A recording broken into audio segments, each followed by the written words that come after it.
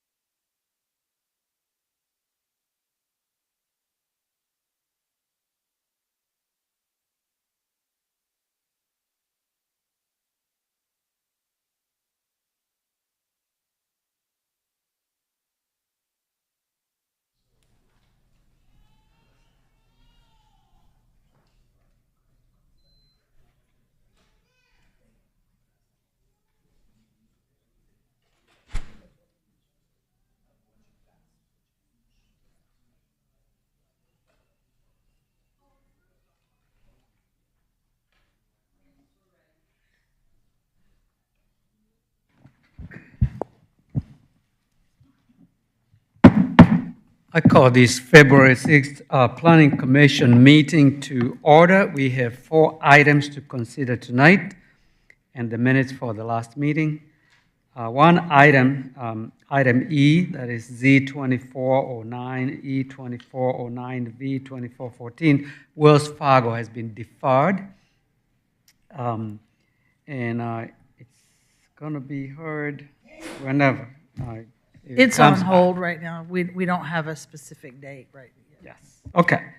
And if an item considered tonight by the Planning Commission and forwarded to Council will be heard on February 24th, this is a recommending body.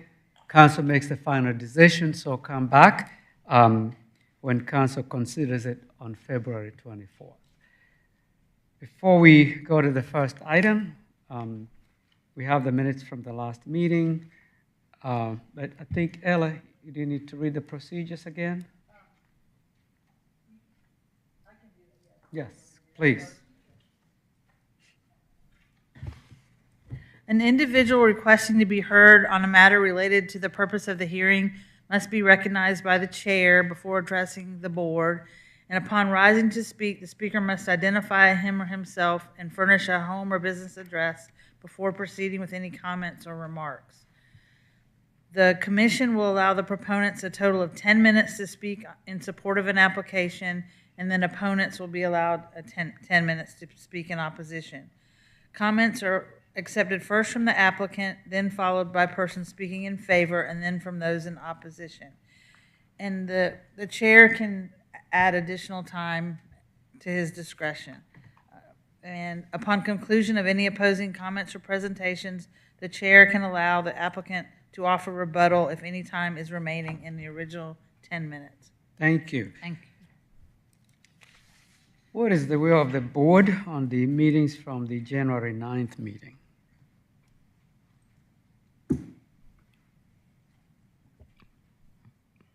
I will suggest that we approve the minutes from the board meeting. You can't suggest. Okay, sorry. I recommend. Make a motion. I make a motion to approve. I'll second that motion. Motion has been made and properly seconded. Or in favor, please raise your right hand. The motion carries. First item is CU-25-06, Activate Games Alpharetta, Windward MP Pond 4. I'm excited to hear about this one. Kathy.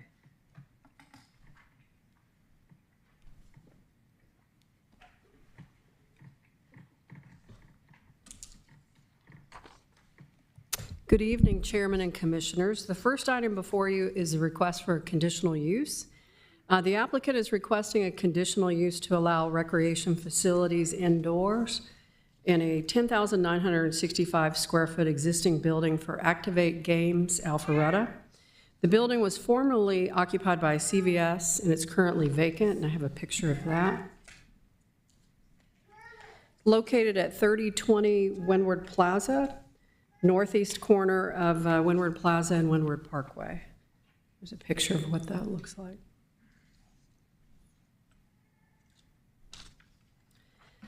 The property is zoned CUP. It's subject to the Windward Master Plan Pod 4. Comprehensive Land Use Plan designation is commercial, which supports the applicant's proposal. Property is located, again, on Windward Parkway. It's part of that Windward LCI, which was updated in 2024. And the LCI really, it didn't talk about different uses or specific projects or any concepts related to this particular property. However, it did have some recommendations regarding landscaping. It's recommending natural grasses along the streetscape, and I have a picture from the LCI that shows the recommendation for the grasses. So this is part of that LCI update. And the recommendation is really just to add native meadow grasses along the street. It just changes the landscape placemaking along the roadway. So you'll see a condition if this is approved where we've included that language from the LCI. In 2023, the Urban Land Institute Technical Assistance Panel report was prepared for the Windward Tech District. It focused on the Windward Plaza, specifically the commercial node, and included a set of recommendations.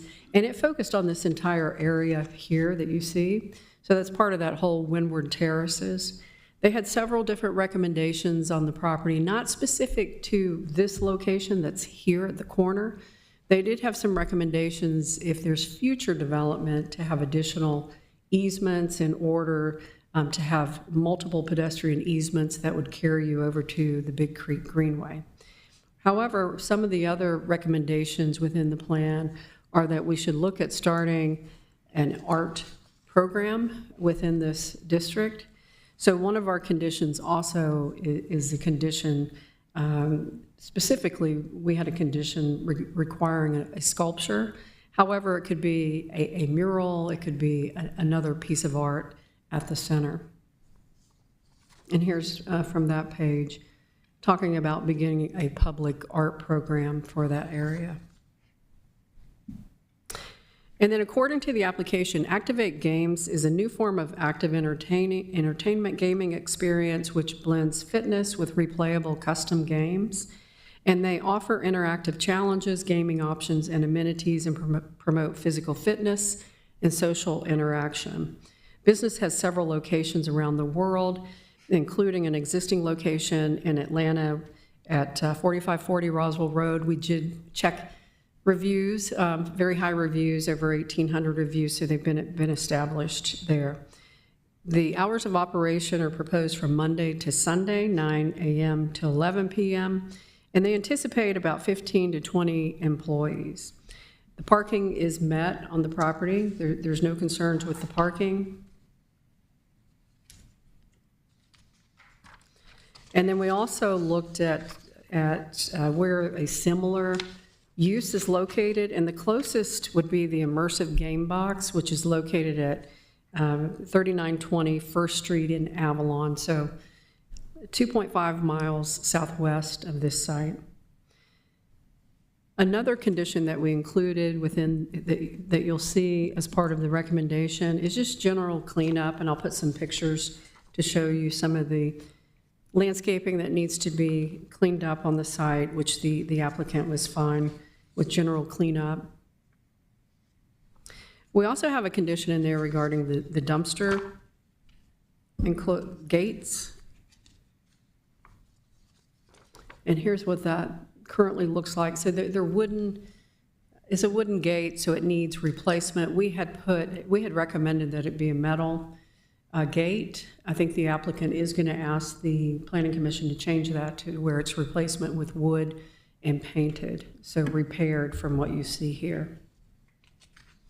And the other conditions that we have within the recommendation would be to install the grasses and the landscaping and shrubs along the detention pond, along Windward Parkway. And then they just have a small gate that they would also have to repair that goes into that a different dumpster area. So the recommendation is to approve with several conditions. One, that recreation facilities indoor shall be added as a conditional use at 3020 Windward Plaza and limited to no more than 10,965 square feet. 2, conditional use approval shall be limited to Activate Games. No additional recreation facilities, indoor use, or subleasing shall be permitted. within the approved space. 3, recreation facilities indoor shall be limited to an indoor active entertainment gaming business. 4, the hours of operation. 5, deals with the landscaping. 6, existing shrubs around the base of the 2 monument signs shall be removed and replaced with decorative planting beds as approved by staff. 7, landscaping. And 8 is also landscape recommendations. And then 9, which I believe the applicant will ask you to change, is the dumpster enclosure and back of house area on the east side of the building shall have decorative metal gates as approved by staff.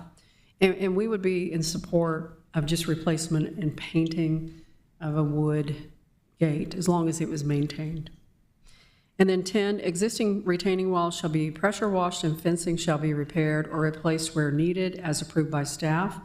And then finally, a sculpture with a minimum height of 10 feet shall be required along Windward Parkway with final approval by the Cultural Arts Commission.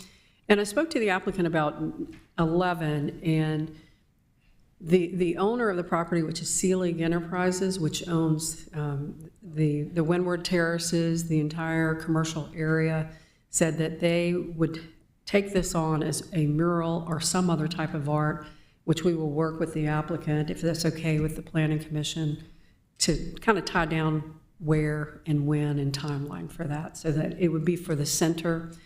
And we support that because you could look at the entire center and determine where's the best location and not just have it a one-off for each conditional use. So that's staff recommendation. If you have any questions, I'll be glad to try to answer those. Thank you, Kathy. Any questions on Ms. Cook?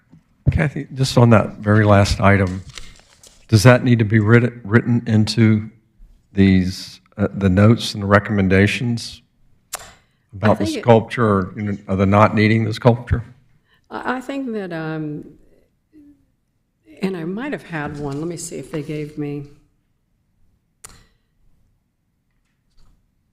Let me think about how that should be written. We definitely want to include something so that art is included within the Windward Terraces Center timeline to be established with staff. And that way we could work it out prior to the city council. If they can determine where on the site we could actually have an exhibit. But I don't have that yet. But I would like to include some kind of a condition that they will work with staff regarding art within the Windward Center. Did I misunderstand when you said you talked to Selig? Selig about it, and so the onus would actually fall on Selig, Yes. not on the applicant, correct? Right, the owner of this property. So, But the owner, they own this property, they own the entire site. So it will end up being, they've proposed a mural on the building. So it actually, if you want, you could remove that condition and we can continue. I see what you're saying. that's where I was yeah. getting to. I was just, Yeah. if it's not their, Yeah. if that's not their obligation, then I would hate to capture it, in a And I'm legal okay document. with that, because Okay. Selig they have, reached out to staff and said, we will put that in, put it in writing, figure out where it's going to be, and we will work with them. Of That course, makes more sense. They're, a fantastic owner, so we know we can work with them. Thank you. I have a couple of questions. One is, they're suggesting replacement of shrubs and grasses not to exceed 50 linear feet. The applicant notified me earlier that they're okay with the entire length. Okay, so we're gonna not have that, right? Yeah, so they're okay with as staff proposed. The only Okay. condition that I understand that they would like changed is number 11, because the center would take over the art. And then number 10, they want to be able to just replace the existing wood gate That's and 9. paint. That's 9. 9. Well, I have mixed emotions about that because honestly, that gate is terrible. I drove that property today and it looks really bad. So if they haven't maintained it now. I'm not sure they would maintain it in the future either. So I kind of seem to think that a metal gate would be better served for that area, but that's my opinion. You can add proper maintenance to the end of that condition. Means there is some enforcement teeth to it. Wood painted, maintained, or metal. The other question I had was the striping of the parking lot.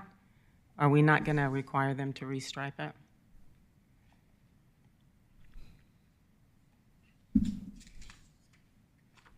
Was that considered? No, it's not something that we considered. Is that based on a site visit? Are you talking about? Yeah, I just thought it would look nicer, but that's my opinion. No, I don't. I think we would do that. I mean, this is conditional use, of course, but I don't see that there's an issue with the existing. I mean, yes, I mean, it could be brighter, a new coat of striping, but maybe we can ask the applicant if that's something that the owner plans to do. Okay. And But they also exceed the parking too. I mean, the parking that's required for this particular use, they far exceed what's required. And what about the drive-through? That's going to stay? They don't have any plans to remove that. Okay. All right, thank you. Quick question, following the parking question. Does the new use of the building change the proportion of required handicap spaces? I don't think that it does. I didn't check with our building official, but going from a pharmacy to this use, I think a pharmacy would have had more Right. handicap spaces. Can they get some parking spaces back? And this is tied into the center too, so if you look at the entire parking, there are over 100 parking spaces more than And the that's requirement. already regulated separately. It doesn't have to be a conditional use. Okay. But they'll Whatever apply the for, requirement. they'll apply for an interior building permit, and at that time, of course, our building official will make sure that everything is up to the standards and the requirements. Okay, thank you. If there are no further questions at this time, we ask the applicant to come forward. You will have time for rebuttal after public comment. Please state your name and address for the record. Good evening. My name is Chase Torgerson. My work address is 166 Lee Street in Lexington, Kentucky. I'm here representing Activate. There we go. Sorry, I'll restart just real quick. Chase Torgerson with Activate Games. I'm here representing Activate Strongsville, which is obviously at 3020 Windward Plaza. Kathy did a very nice job of kind of overviewing what we're asking, and we are asking obviously for number 9 to be amended so that we can use wooden gates to be repaired and painted and to look nice again. And then obviously number 11, we're working with Seelig to kind of put that in their court. So with no really other requests other than those two things. But do you explain your business? What do you do? Yeah. How is it going to look like? So we are a interactive gaming facility. So it's kind of a mix between gaming and a boutique fitness facility. So I think typically you think of gaming as playing an arcade game or maybe using a controller. Our games are meant to engage a group of people both physically and mentally. So think about it like a fast breakout room or something along those lines. You enter with a group of 5 into a room, and you're given a kind of time-based puzzle that you have to solve. Maybe it's shooting basketball hoops against light-up backboards. Maybe it's running around on a light-up floor. Maybe it's trying to solve puzzles within a bunch of glowing LED buttons that you have to press, things along those lines. If you'd like, I brought a video if you'd like to see kind of our Please, promotional. I'd like to see it. Give me just a And moment. just not just for me, but for the audience.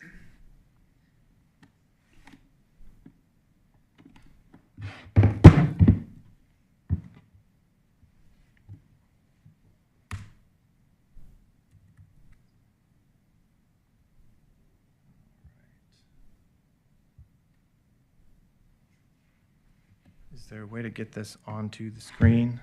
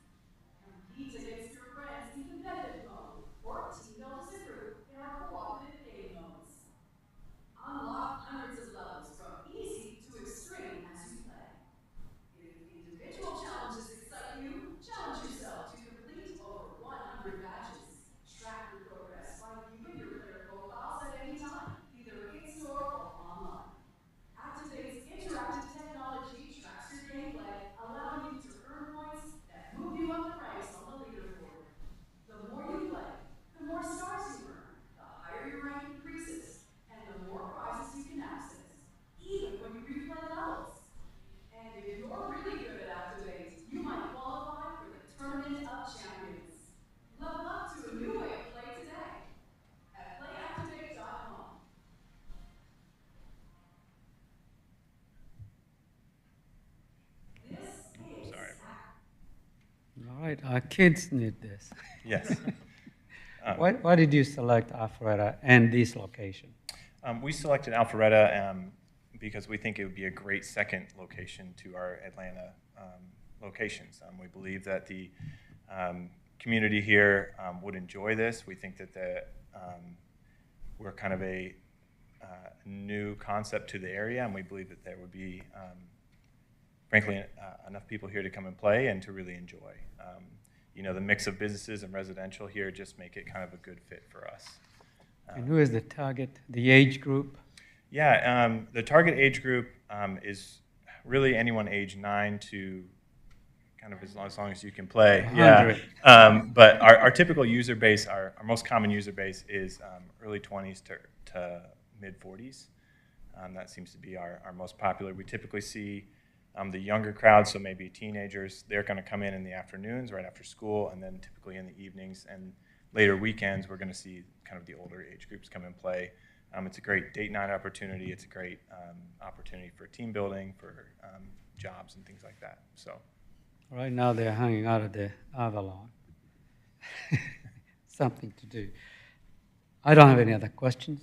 Does anybody else? I'd just like to say something. You know, gaming has got a very negative connotation because it's such a solitary thing, you know, and we've got so many kids with their screens posted up to them and adults with their screens up to them. What I love about this is the social part of it. yeah. I think the fact that, you know, they're moving and they're not just looking at a screen is pretty amazing. Yeah. Thank you. Yeah, we're really proud of that, and we think it's really unique and one of a kind. So we're happy. That's why I said the kids need this to get off that So their phone. Are you going to serve any kind of like, your plans are like there's no snacks, nothing to drink? No food and beverage. I mean, we have water fountains, but that's all we have. Okay. So, yeah. So it's healthy too. Yeah. Yeah, the goal is to get out and play and have fun. So a lot of our players, you know, they come in not really knowing for the first time, they leave sweating. So it's fun. Not to be a negative Nelly, but would you have first aid facilities? We do have a first aid station at all of our locations. It's a fairly basic station, if I'm being perfectly honest with you. We rely on, you know, the emergency services for anything past kind of bumps and scrapes and things like that. But we do have the general things on site. So. Okay. Would you be open to considering having someone on staff undergo CPR and AED training? We would be open to considering it, yes. Okay. Not a condition, certainly. Okay, but yeah. Having just been through that training myself, Mm, I'm now a proponent. yeah, I understand. All right, if there are no further questions, I open this for public comment, and after that, you can come back and respond to anything that may come up. Okay, thank you. Anyone in favor of this application, please come forward. Seeing none, anyone in opposition? All right, no one in favor, no one in opposition. I close public comments. Anything else you'd like to say before I turn this over to the board? No, I think we're excited to be here and appreciate your consideration. All right. All right, I'll turn this over to the board for a motion and our discussion. A quick question for staff and possibly for the applicant. The question of the one gate that's in the worst shape is still a little fuzzy. That one does not look particularly repairable. It looks like it needs to be replaced. It could be replaced, but Okay. I think they want to replace it with wood and painted wood. Okay, so we're leaving it open to wood. It's just that one is not repairable and the other is. And it's totally up to the board. And I haven't really looked at the wood. You know, it may be that all of it needs to be replaced, but it's got to be, our staff will have to look at it and make sure that it's in good order. So perhaps the most accurate wording would be repaired or replaced as per staff's recommendation. Yes. Approval. And I would also recommend adding a statement that the wooden gate will be properly maintained. So it doesn't get to the state of disrepair that we're looking at. Staff at that point can enforce that because it's a condition. I think that's fine. I think that we can't, it's not the applicant's fault that it wasn't maintained by CVS, you know, so I think a wood, you know, as long as it's maintained and taken care of, but that would be something that I think we could move off the metal gate. Yeah, metal has its own problems too, other than, you know, security, maintenance thereof. Any other questions for staff? Well, we are in discussion, so you can do whatever you want. I'll make a motion. Okay. Move to approve CU-25-06, Activate Games Alpharetta at Windward MP, Pod 4, subject to the conditions as outlined, except condition number 9, instead of a metal gate, it can be a wooden gate as, you know, determined by staff. And number 11, I do not believe we need to include, as there's going to be an agreement with Sea Lake. So I would do conditions 1 through 10 as outlined, with the modification of number 9 to include a wooden gate. Can you read out the way you'd like 9 to be as part of the motion? Dumpster enclosure in back of the house area on the east side of the building shall have updated A wooden, gates as approved by staff. Updated, whatever that entails, and that staff can work with them on. They both look like they need replaced at this point, but that would be fine. because with staff approval, that makes it where, Yeah. okay. I will second. Motion has been made and properly seconded. Any further discussion? Hearing none, all in favor, please raise your right hand. Motion carries unanimously. It goes before the council on February 24th. Second item on the agenda is MP-25-02/CU-25-04, Lotus Animal Hospital, Oxford Green, MP Pod A. Michael? I don't have the names like Kathy usually writes who is going to present, so I'm watching who stands. That's fine. That's fine.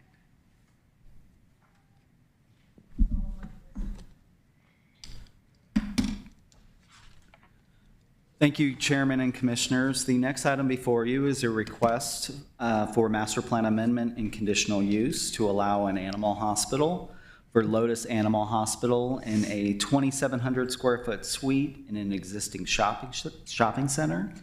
Master plan amendment is requested to add animal hospital small animal to the Oxford Green Master Plan Tract A.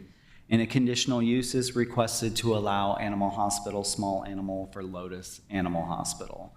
And I have the location map on the overhead. This property is located at 5215 Windward Parkway, Suite B. This is a retail center in front of the Costco.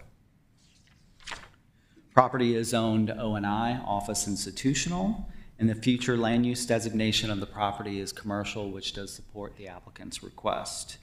This is the Windward Square Shopping Center. It's about a little less than a 1.5 acre shopping center, 1 story, little over 11,000 square foot center.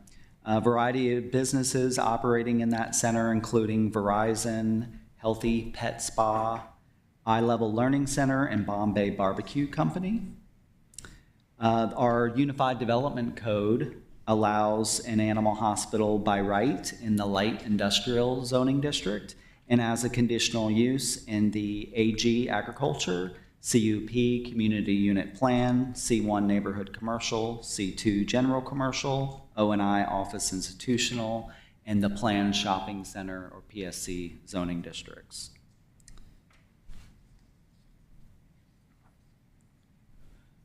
This is a little bit about the veterinarian that would practice at this location. Lotus Animal Hospital would be a new boutique veterinary clinic providing personal care for pets. The business does not offer any boarding services, and any overnight stays would be limited to pets that are under observation after treatment or surgery. Hours of operation are proposed to be Monday through Sunday, 8 a.m. to 6 p.m., and the applicant estimates approximately 6 employees with this business. They are proposing noise attenuation measures within the proposed suite to offset or mitigate impacts to surrounding businesses. And then there is a pet relief area located at the rear of the building. This is the front of the building facing Windward Parkway, so approximately in this location. They would have a pet relief area, and this is just showing that area at the rear of the building. This is similar to some other requests that we've seen. I think the last request that we saw was at the Alpharetta Crossings Shopping Center for a animal hospital practice. We have a number of animal hospitals in commercial areas throughout the city. We looked at the review criteria for the master plan amendment and conditional use. We believe the proposal is suitable as it relates to the use and development of adjacent and nearby properties that are developed with commercial uses. And also to note, there's an existing pet spa business operating in the adjacent suite. So the idea there that the two uses, similar uses, would create some synergy with each other. We do have, as I mentioned, there's several examples of animal hospitals in commercial corridors and in commercial strip centers in the city. Did note that the nearest animal hospital to this location is approximately 2,000 feet to the north, and that's the Easy Vet Clinic, and that's in the shopping center with the Kroger. The applicant provided a citizen participation report indicating that they would receive no public comments, and they showed their requests to the public at the January 8th Community Zoning Information Meeting, and there were no public comments at that meeting. And staff is recommending approval of the applicant's request subject to 8 conditions. 1, animal hospital small animal shall be added as a conditional use in the Oxford Green Master Plan Tract A. 2, animal hospital small animal shall be added as a conditional use at 5215 Windward Parkway, Suite B2, and limited to no more than 2,761 square feet. 3, conditional use approval shall be limited to Lotus Animal Hospital. No additional animal hospital small animal businesses or subleasing shall be permitted within the approved space.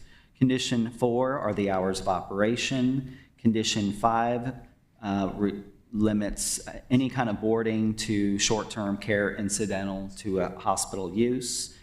Condition 6 addresses the pet waste station in the pet relief area. Condition 7 documents the applicant's intent to provide noise attenuation measures within the suite. And then condition 8, mobile resources supporting the business, such as a mobile MRI or X-ray, shall not be visible from the public right-of-way. And that concludes the presentation. If you have questions, I'm happy to answer those. I do have a couple questions, maybe 3. One is, what's the difference between an animal hospital and an animal clinic? We do not differentiate between the two. The only two, we have animal hospital small animals, and then we have animal hospital large animals. So that's the only distinction that we make within our code. We don't have a distinction. The applicant may have some more information on that, but I don't have any additional information. Okay, I just saw some of them are clinics, some are hospitals, and wondered whether there is a distinction between the two. Second question is on condition number 4. Hours of operations is 8 to 6 p.m., but we allow overnight stays. Overnights, that's a separate, it's not considered as operation. Would not be open. I don't think that there'd be an operation after, if an animal is left behind, I don't think, if there is a vet assistant or something that stays over there, I don't think that that would be in violation of that condition. If you want to put some clarification in that condition, you can certainly do it. I don't think the applicant's intent is really for that to happen very often. Okay, if the applicant is fine with it, it's clear enough for us. Okay. That's all I have. And anybody, any questions? The only question I had, Michael, was where it says shall not be visible from the public right-of-way, is that saying to me that it's not in front of the buildings? Well, technically, there's public right-of-way on the back side of it as well. I believe, I'm fairly certain that Jordan Court is a public right-of-way as well. We put that condition on any type of medical use, including an animal hospital. I don't know that we really have had a problem with the MRI, the mobile MRI or X-rays at this specific use. We have seen it at some doctor's offices, medical related to humans.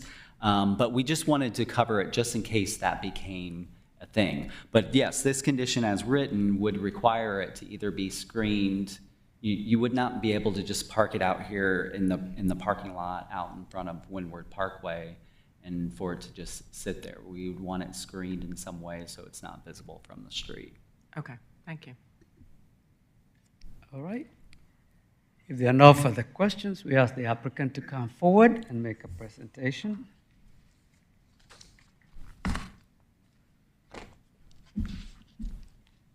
Please state your name and address for the record. Hello, my name's Alyssa Stevens, and we are applying for 5215 Windward Parkway. Okay. Anything you'd like to say to the board? To answer your question about hospital versus clinic, I don't know that there's a defined or agreed upon terminology in the field, but to me, the differentiating factor is the level of services that are provided. So to me, when I think of clinic, it's similar, like what we would think of an urgent care, just vaccinations or, mild things, whereas a hospital would be full service with surgery and in-house laboratory, x-ray capabilities and things like that. Is this your first clinic? Solo, yes. I currently co-operate a practice in Atlanta and have helped open 4 hospitals in Atlanta, but this is my first solo. So you're branching out on your own? Yes. You went to Rutgers University? I did, yeah. It's a great institution, research institution. Thank you, yes. All right, welcome to Alpharetta. Thank you. Any questions for the applicant? So when you say small animals, Is it like birds too? Or? No, I No would birds. consider that exotic, so I'm strictly cats and dogs. Okay. No horses. Any other questions? There are no questions. If there are any more, the board can always ask after the public comment. Thank you. Anyone in favor? I'm opening this for public comment. Anyone in favor? Anyone in opposition? Seeing none, I'll turn this over to the board for discussion and or motion. Oh, did you have anything else you'd like to add, or you're done? Okay, thank you. It's on the board. Mr. Chairman, I'd like to make a motion to approve MP-25-02/CU/25-02 Lotus Animal Hospital, Oxford Green, MP Tract A, subject to the following conditions as noted by staff. I'll second. Motion has been made and properly seconded. All in favor, please raise your hand. Motion carries. It will be heard on the 24th by City Council, and they make the final decision. Thank you. Next item is CLUP-24-05/Z-24-17/PH-24-20 Mayfair at Haynes Bridge. Michael again.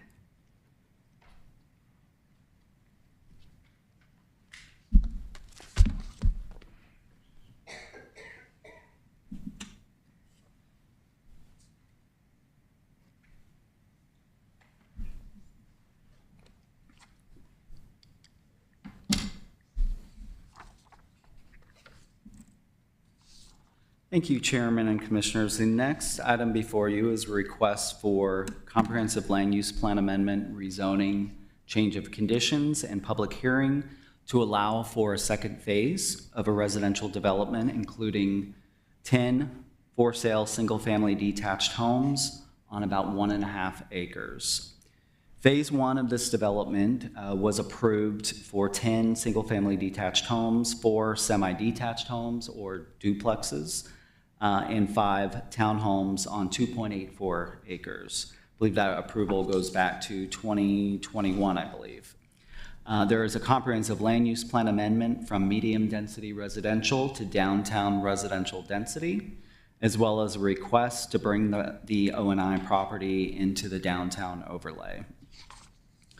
Rezoning is requested from O&I, office institutional, to DTR, downtown residential. And there are changes to conditions of zoning related to the conditions on phase 1 of this development. And I do have the location map here on the overhead. The property is located at 340, 350, 360 John Scott Drive, 0 Haynesbridge Road, and 0 Norcross Road. This is at the southwest corner of Haynesbridge Road and DeVore Road. The second phase of the development, which represents this property here, so the southern portion of this property, that's the O&I piece. It's an undeveloped property, and it has frontage on Haynesbridge Road. This is the applicant's site plan.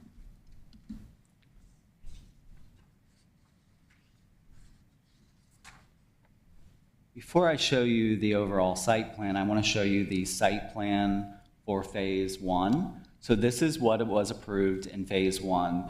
The subject of the second phase is just south of this development.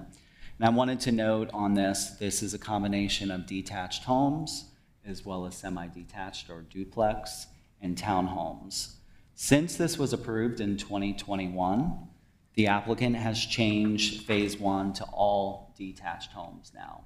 And they also lost 2 units. So there were, I believe, a total of 19 units in phase 1 were approved.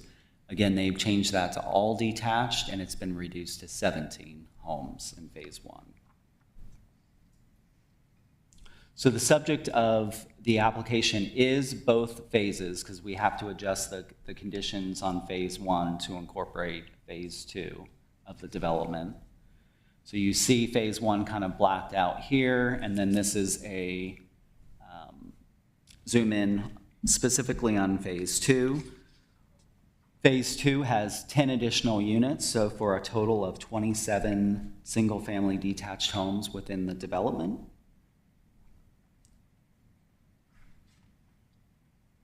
The lots range in size from about 4,500 square feet to 5,500 square feet, with an average lot size of just under 5,000 square feet. And then all of the lots are rear-loaded except for lots 24 through 27, which are side-loaded. There are 6 guest spaces that are proposed. So there's a common area in Phase 1 with a mail kiosk. So there's 6 parking spaces, guest parking spaces proposed on that portion of the development. And then the downtown code requires 68 parking spaces for the development, of which they have 114. So they exceed their minimum parking requirements. There is 11% amenity space proposed throughout the community. Again, let me go back to the overall site plan showing both phases. So there is a community amenity area with a mail kiosk in this general area here. There are also tree save areas, and then the yards within each of the detached homes all count towards amenity space, and they do meet the minimum requirement. There's a tree save area that was approved, tree save areas that were approved in Phase 1 of the development here and at the corner. Those tree save areas would remain with this development. The applicant did look at this phase of the development with respect to any tree saves, and they were not able to save trees except for the trees that are in the buffer that they offered along the west side of the property adjacent to existing lots in Alpha Park. They're also providing a reduced buffer on the south side of the development. This buffer is not required by our code, and the applicant is providing a 20-foot buffer here as well as a 10-foot buffer adjacent to the lots in Alpha Park. And that's a continuation of what was approved in Phase 1, was continued in Phase 2. Underground stormwater is proposed, so they do have a system in Phase 1 in this general location here, and there's an additional system proposed in this general location on the south end of the development.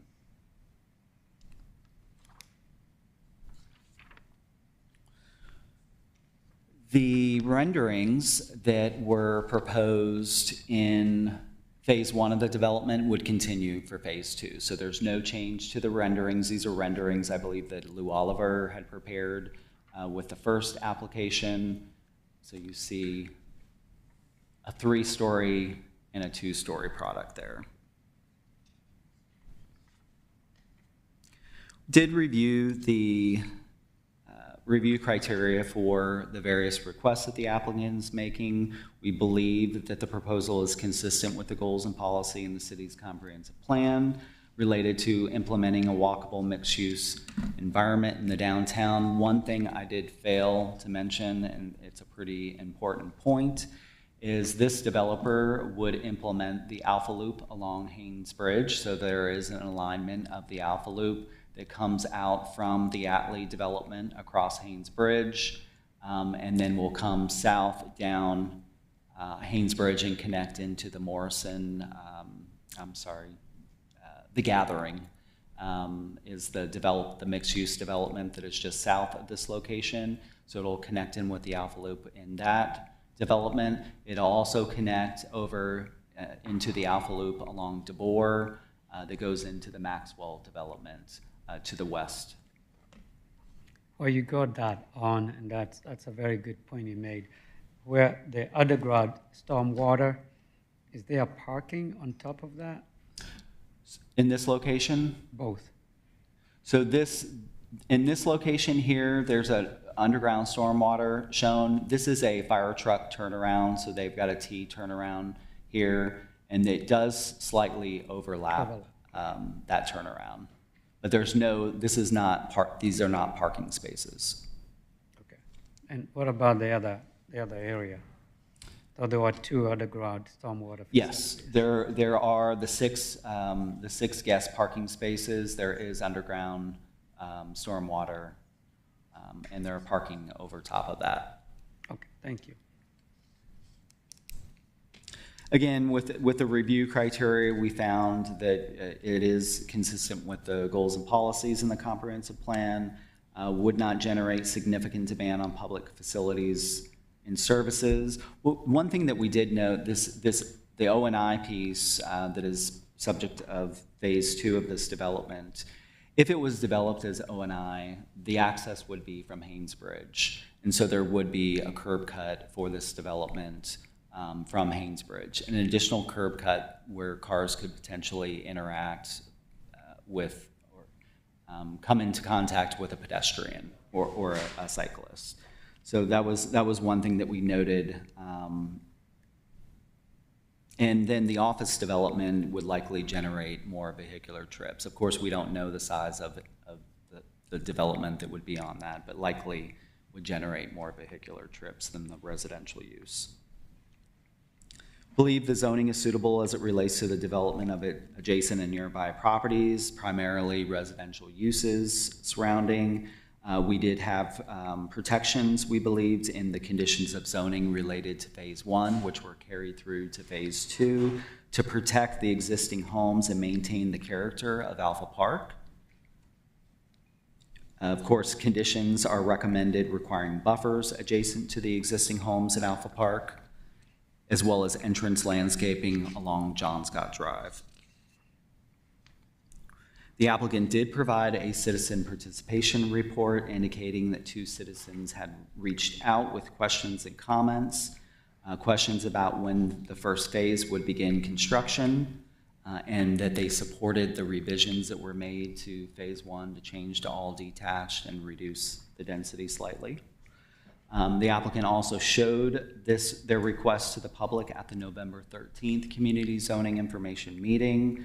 There were public comments left on the sign-in sheets, again asking when phase 1 would start, again supporting the revisions made to phase 1 of the development, a comment about appreciating the Alpha Loop extension with the project and liking the change to all detached product. With that, staff is recommending approval of the applicant's request subject to 26 conditions. There are so many conditions here because if you look at the very last condition, condition number 26, basically what we are stating here is with these, the 25 conditions are basically replacing the conditions from phase 1. So what we did is we used the conditions in the phase 1 approval, the request that was approved in 2021. We used those conditions as our starting point, and then we amended them to fit in the phase 2 of this development. And I'll briefly go over the conditions. Condition 1 is the site plan specific condition rezoning the property, including phase 1 is already rezoned, but rezoning phase 2 to DTR, downtown residential, and tying it to the submitted site plan. Condition 2 addresses the architecture and materials and ties it back to this Exhibit A, the renderings. Condition 3 is the max density on the property and limiting to for sale single-family detached homes.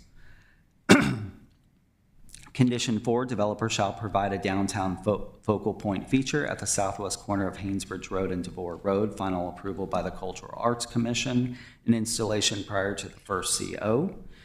Maintenance responsibility with the HOA. Condition 5, developer shall provide decorative entrance landscaping at the southeast and southwest corners of DeVore Road and John Scott Drive as approved by staff.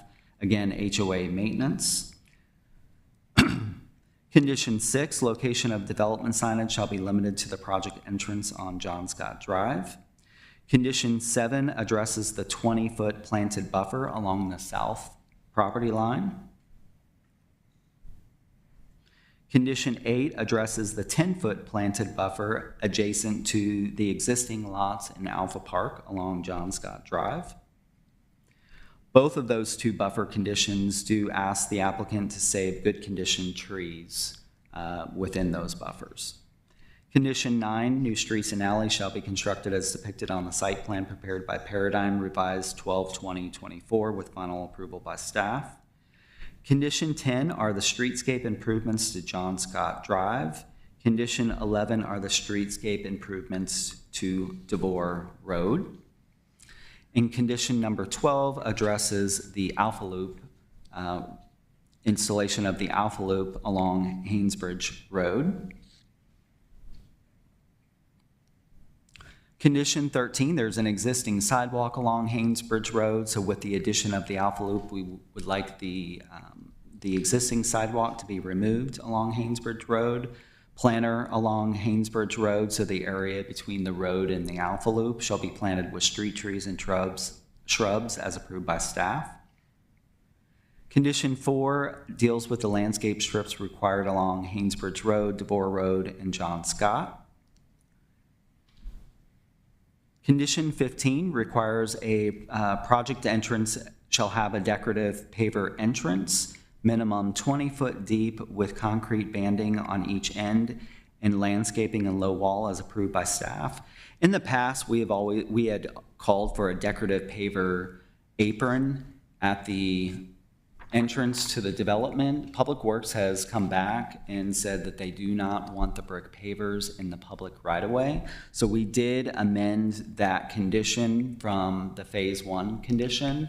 And the idea here is that you would have a decorative paver entrance with concrete banding on each side of it. And we have required that, made that condition of any new residential development in the downtown, just to distinguish those developments and make so that it has some common identity throughout the downtown. Condition 16, front yard shall be framed with decorative low wall, metal fencing, and hedge with columns as approved by staff.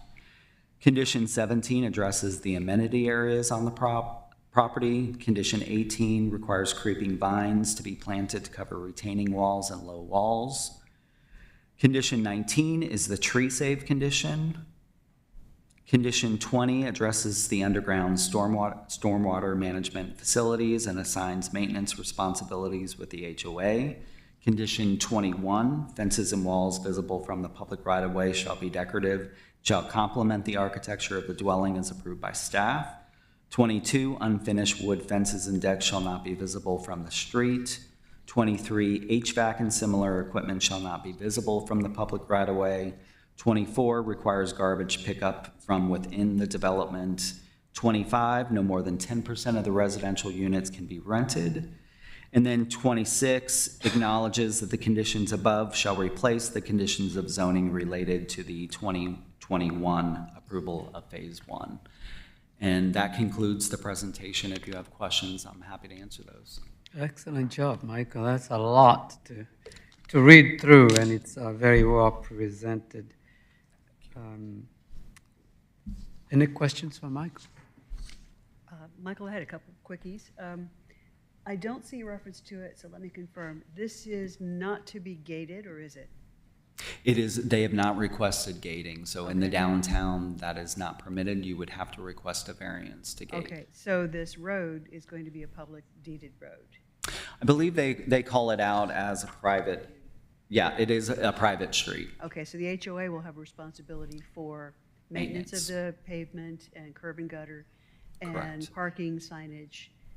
So there would be a requirement on the fire department turnaround to post no parking and enforce it? Correct. Okay. And also looking at the topography map, it doesn't look like there's any significant topographical changes such that removal of trees would constitute a runoff issue for the homes in Alpha Park. That's confirmed? We did have both, Jill, our stormwater engineer, did review this and did not have any concerns in that regard. Okay, thank you. Yeah, yes. Do you have the aerial for this area beyond the development? I do have the I location looked map at it with on the aerial. Google It does. Earth. I just want to point something because I had looked on Google Earth. Most of the development around it is residential, so Yeah, except for on the south side. And then, of course, the gas station on the other side of DeVore, but this is residential here. Correct. That's, I was making the statement that this fits well with the development around it. I really like the idea of the extension or connectivity with the Alpha Loop. That's very good because we are, of course, promoting mobility within these developments. And it's an extension of phase one already. Yes. So it makes sense. What is currently the occupancy level for office in Alpharetta? I don't know the current numbers on that, but I Percentage? believe Ms. Cook, 85? Mrs. Cook may have the answer to that.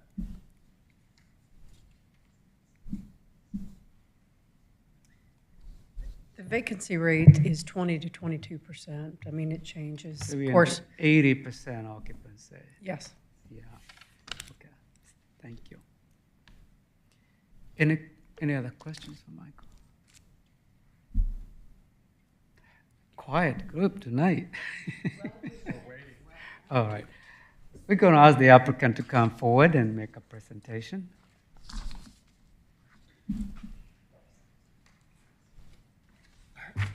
Thank you, Michael. Once again, fantastic presentation. You did a great job describing the project. Hello, my name is Barry Dunlop. I'm actually the civil engineer that did the design for both Phase 1 and Phase 2. Could you state your address, please? I'm sorry, can you hear me? Is that better? Yes, Barry Dunlop. My office address is 903 Bombay Lane in Roswell, Georgia, 30076. I'm the civil engineer with Paradigm Engineering that did the design for both Phase 1 and Phase 2. And and just to give you a little bit of background on Phase 1.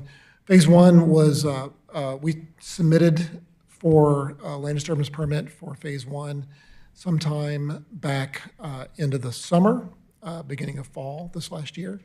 And we have gone through a couple different iterations of addressing comments with staff. And we're down to just a few small comments with the arborist, David Shostak, to get the LDP released. All the other departments have approved the plans at this stage. And so we're hoping to have the LDP. I was hoping to get the LDP, about a week or two ago, but we still have an issue or two that the arborist would like us to work out. And my landscape architect is working on that with them. So hopefully we'll see the LDP for Phase 1 here shortly. During the time that I was working on Phase 1, the developer had an opportunity to purchase the property that was south of this. And at that time, we said, we made worked out some concepts that would allow us to add some additional homes to this development, another 10 homes, and thought that it was prudent to push forward and try to rezone the O&I property below this in order to expand the single-family neighborhood that we were working on, which was part of Phase 1. We thought a couple of more homes would help have a more robust HOA to handle the amenities in the development, that it would make a more cohesive neighborhood, adding a few more single-family homes. And like Michael said, the original zoning for Phase 1 included attached homes, townhomes, and some duplexes. And when I took over the project, I figured out how to adjust some of the characteristics of that development and have all single-family detached homes, which we thought would be a better product to work with the neighborhood, the other single-family homes that are behind us in the John Scott area. So going back and forth with the conditions that Michael read out, we did have a few, just a few little bit of some wording on some conditions that I wanted to add. Michael said that at this point that didn't get them to him in time to make those changes in the presentation that he made. And I'd like to go over a couple of those condition changes or some wording changes that I had recommended. Is that correct, Michael? Is this the appropriate time to do that? Okay, great. We have hard copies. You have those? Okay, great. So for condition number 7, I just wanted to add some verbiage to condition number 7, basically stating that the existing trees within the buffer identified to be good, in good condition, shall be saved. And what I'm adding is, unless removal is necessary for the construction of the underground detention facility. The underground detention facility, do you have the email that I sent you that had the exhibit of the underground? That might be helpful to explain that, because that's sort of a zoomed-in view. Yeah, that would be great. Let's see, is that, you've got that up there. Is that, can y'all see that? Okay, great. Yes. So this is the T-turn that's at the bottom end of the development. Do y'all remember from the original site plan? Yes. Okay, great. And on the western side of that T-turn, I'm putting an underground detention facility. These are going to be chambers. They're going to perk water into the ground for water quality purposes. And so you can see that this red crosshatch line right there, the southern one is the 20-foot buffer, and the western one is the 10-foot buffer. I'm always a little concerned when we're dealing with an underground detention facility that we may have an issue with an existing tree or two in that buffer area when that underground detention facility is constructed, because you have to dig a fairly, sometimes you have to dig a good hole or in order to put that system underground. And just wanted to make sure that would be, our goal is to keep any good trees that are inside that buffer, but there might be one or two in there that could come in conflict with the actual construction of the underground detention system. After the system's in, we would make sure that buffer is planted back to buffered standards. And so that's wanted to make sure that condition, the verbiage of that particular condition was added, so it doesn't become an issue down the line. So you are suggesting replacing the last sentence with that sentence? Yes, in red. exactly. The last sentence on condition 7. As approved by staff? Yes. I think it's probably better to, as we go through the condition, to discuss it then instead of coming back to discuss it, if that's okay with the board, so we know where we're going with it. I'd like to ask Michael what you think about that, because I'm sure you have looked at it and thought about it.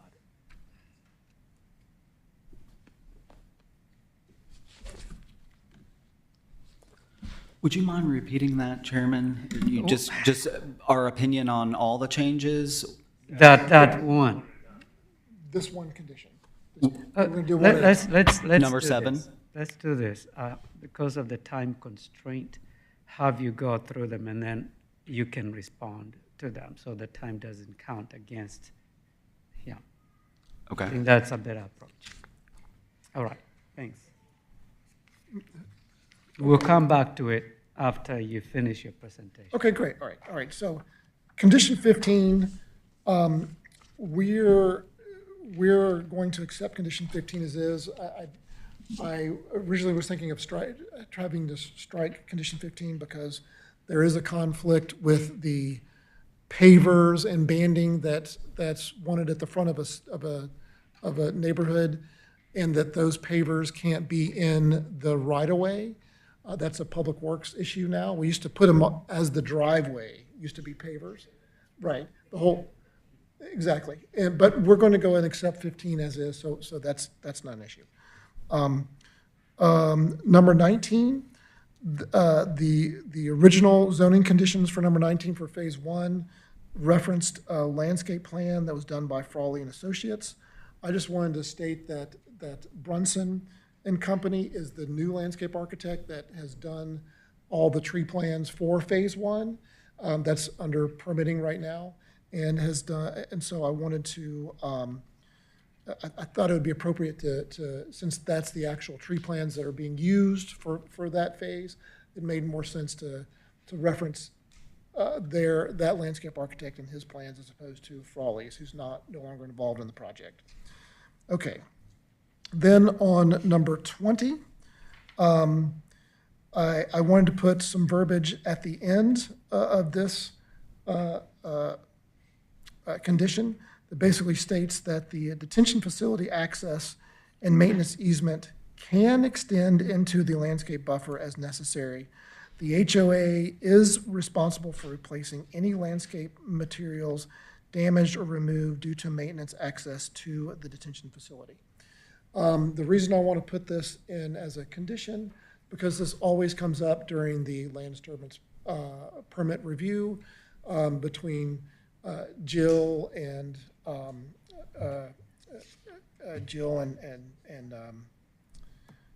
sorry, Jill Zacali and sorry, is it Zacali or Bazinet?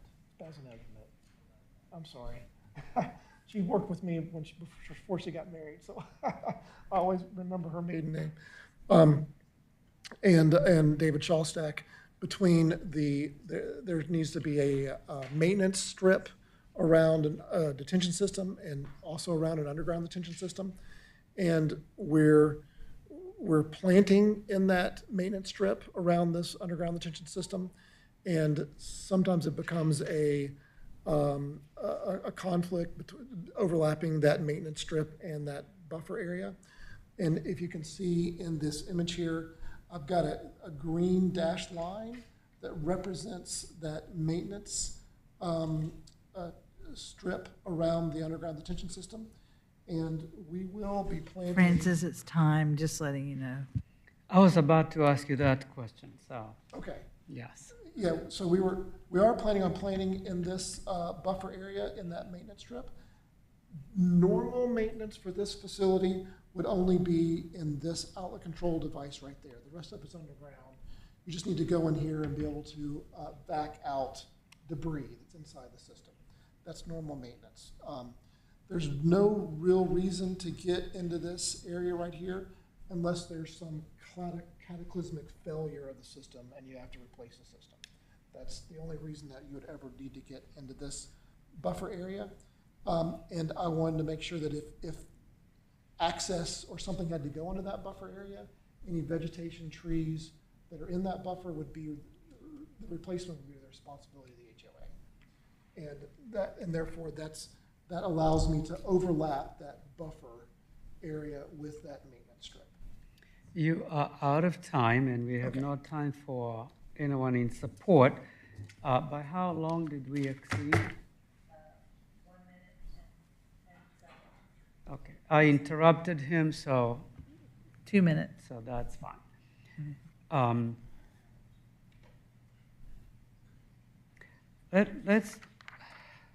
Let's discuss the conditions during the, when I turn it over to the board. Correct. We don't have time for those in favor. Can I see by a show of hands anyone who is in favor for this application? None. Anyone in opposition? You don't have to worry about the time. Thank you very much. Do you have anything else you'd like to add to this? You have time for rebuttal, but there was no comments.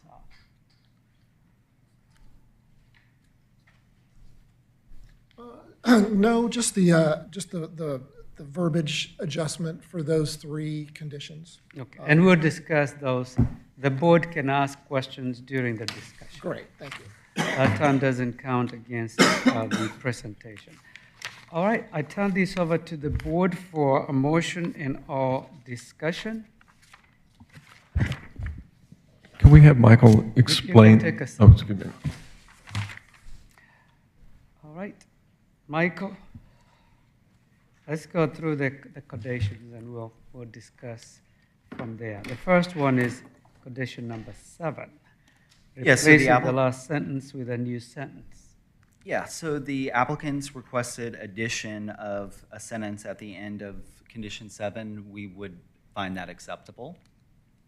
Okay, so you're striking out the last sentence by you and replacing that with the one in red.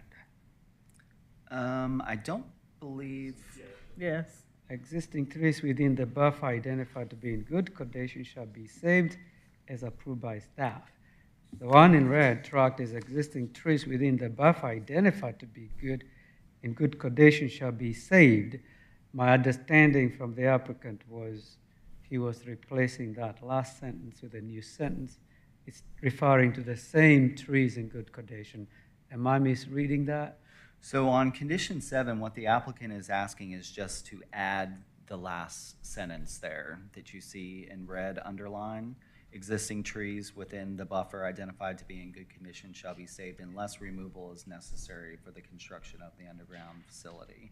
I get, yeah, that could Seems be redundant replacement. to me.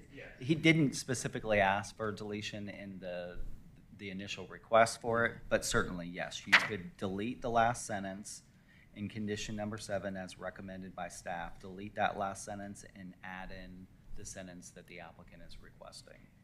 Yeah, it shall Sorry be about saved unless removal is necessary. Yes. That's why I thought it's repetitive. Okay. What does the board think about that? Okay. Condition 15. So 15, I think the applicant said that they were fine with that, so they're no Okay. longer requesting And we are deletion. fine with that. Condition 19. Condition 19, we don't think that that change is necessary, and I will tell you, I have not had the opportunity to compare the Frawley plan that was approved in Phase 1 to the Brunson plan that covers both Phase 1 and Phase 2. So our preference is that we leave Condition 19 as recommended by staff. We'll try to compare the two plans and just verify if the Brunson plan has the same exact tree saves that the Frawley plan had, then we would be okay with that change. that But makes I would sense. just recommend to leave it as proposed by It's staff. immaterial at that point. Yes. All right. And we are okay with the additional sentence to condition number 20 that the applicant is requesting. All right, that makes it easy. Now, Mike, can I ask a question? yes, Mike, I did have one question just about the development, maybe a better developer question, but it looks like there's going to be entrances to these townhomes off of Haynes Bridge Road. Am I looking at that right? Let me put the site plan up there. it's a sidewalk. Yeah.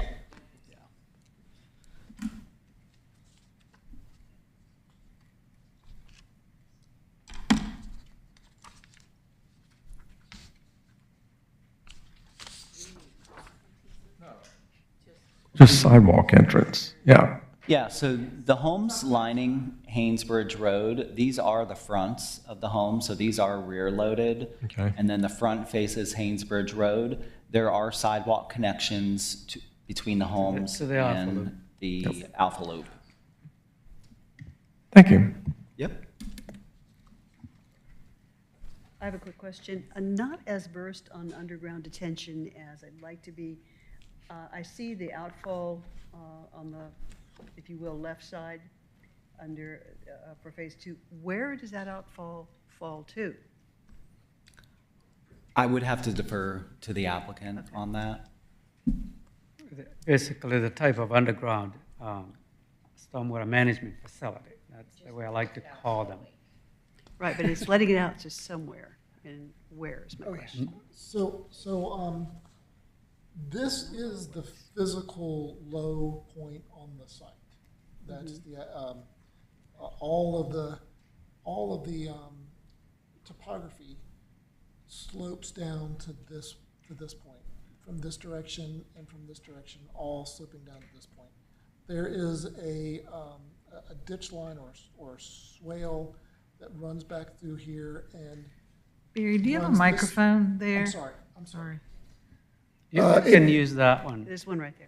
You can sit and, Very good. So there is a sort of a swale that sort of runs, sort of a low drainage area that takes on all of the existing stormwater that falls on that property, that runs through here and down this direction and then back this way. And so it's just a natural sort of low swell area that runs into that area.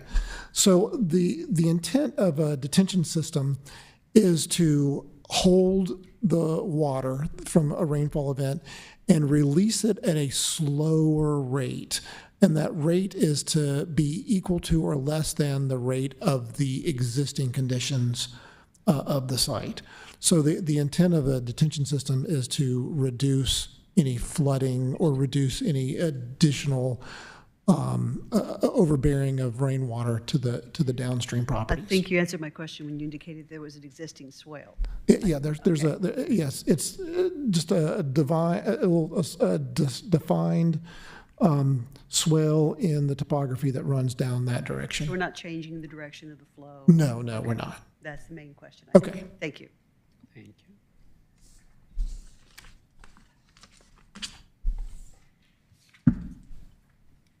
It's still the discussion and no motion.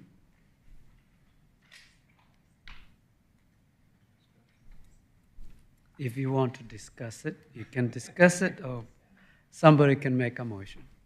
I'll try.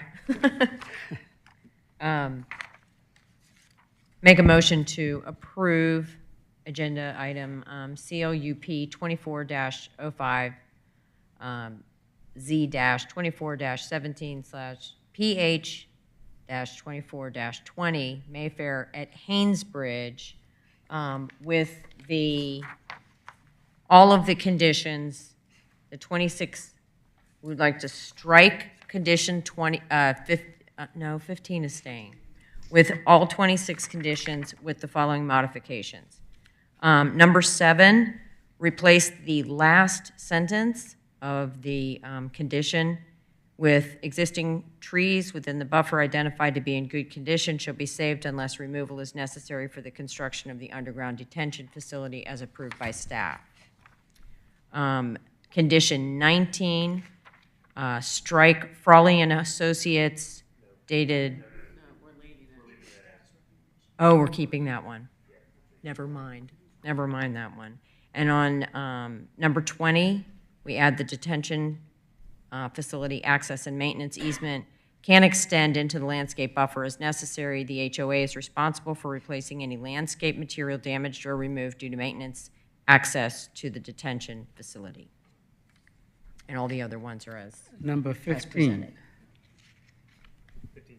You didn't mention about 15. Pardon? 15 We retained staying. 15. Chairman, 15 staying. I missed that. All right, any further discussion? I'll second it. Sorry, I was too fast. I should wait for a second. A motion has been made and properly seconded. Any further discussion? All in favor, please raise your right hand. Motion carries, goes before council on February 24th. All right, we are making progress. The last item is MP-25-01/CU-25-05, Fulton Science Academy, Cousins Westside MP Pod R. And Michael is presenting.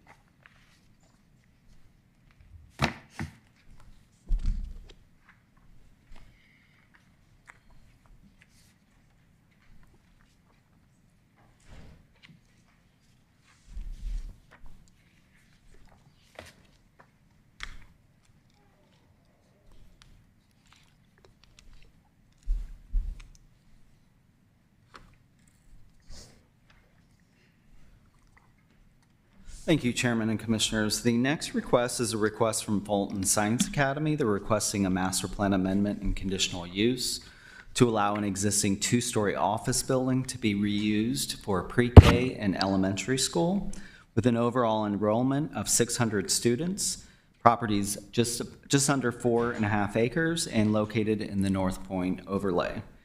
Fulton Science Academy, their main campus operates pre-K through 12th grade private school at 3035 Fanfare Way, which is just around the corner from this proposed location. Master plan amendment is requested to add school academic to the Cousins Westside Master Plan, Pod R, and a conditional use is requested to allow school academic for Fulton Science Academy. Have the location map on the overhead. This property is located at 8995 Westside Parkway. It is on the east and south side of Westside or Morrison Parkway at the signalized intersection with Hembury. Property is zoned CUP, Community Unit Plan, as I mentioned, is part of the Cousins Westside Master Plan. Fulton Science Academy's main campus is just off this page, just to the south of this location. Their main campus is also within the same master plan. It's Pod O of the master plan. This property is Pod R, and it allows office as the primary use.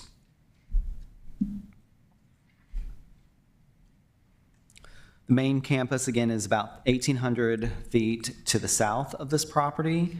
The applicant with this request is asking for a phased approach to converting the office building. So there's an existing professional office tenant, Myland, that would remain on the second floor of the building until approximately 2028.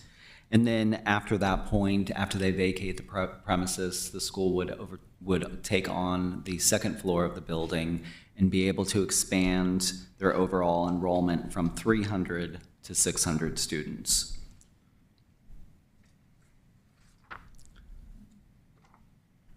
There's some street view of the property along Morrison Parkway.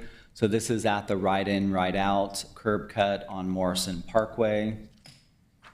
And this is at the signalized intersection of Morrison Parkway and Hembury entrance into the office building.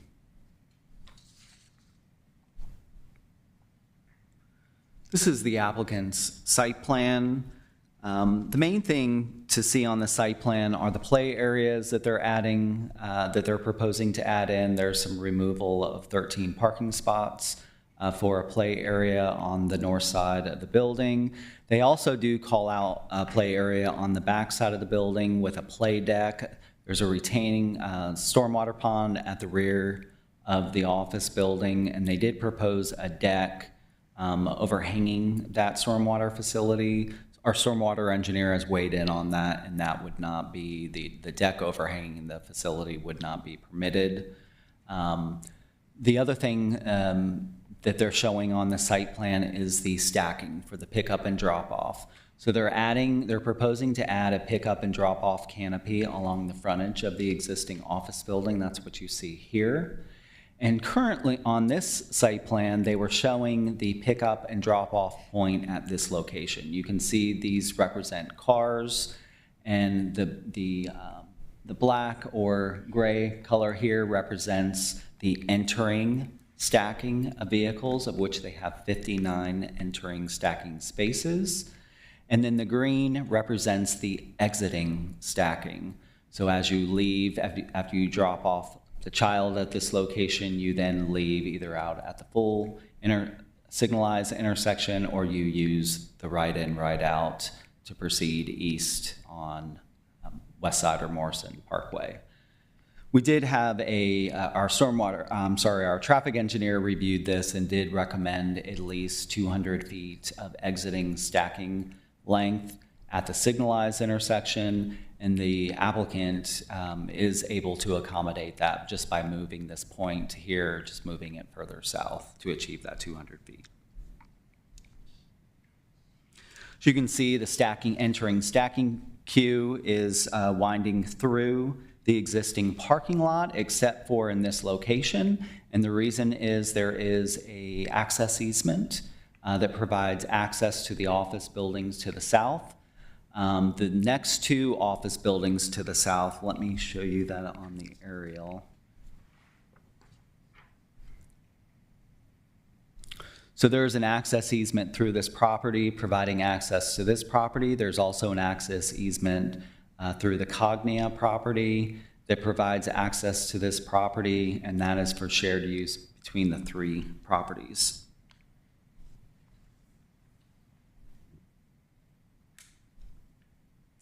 Mentioned the removal of the 13 parking spaces on the north side of the building. That would leave them with a total of 197 parking spaces to serve the school as well as the second floor office tenant. In the first phase of the development, where the second floor office tenant remains on the property, while the school operates on the first floor, that those two uses would require a total of 131 parking spaces, so there's sufficient parking. And then in the second phase, when the school expands to the entire building, a total of 48 parking spaces are required, so they have sufficient parking on this property. The only trees that appear to be, that could be impacted are the trees in and around the play area. We do have a zoning condition related to any tree removal in that area. And then, as I mentioned, there is an existing stormwater pond at the rear of the building, which would remain. As I mentioned earlier, this property is within the North Point overlay. However, this proposal to reuse the existing building does not trigger any requirements under the North Point overlay with regard to additional open space and eco-district measures. But the applicant has provided some additional open space with the application. So they're creating open space with the play areas that they're proposing. And then they've made a commitment, and I believe we included their commitment letter to several eco-district measures. There are some eco-district measures that they say they will definitely do, and then there are some that they said they would like to do if it makes sense for them. But they have gone over and beyond what is required for code as it relates to the eco-district measures in open space. I need to suggest something to, and this is interrupting you, but because it's you presenting, is to take a 5-minute break. The reason I'm doing that is because one of the commissioners stepped away, and it's important for her to hear the whole presentation in order to vote. Sure. So we are on a 5-minute recess. If anybody wants to use the bathroom, this is a good time to do it, and Mike will pick up from where he left off.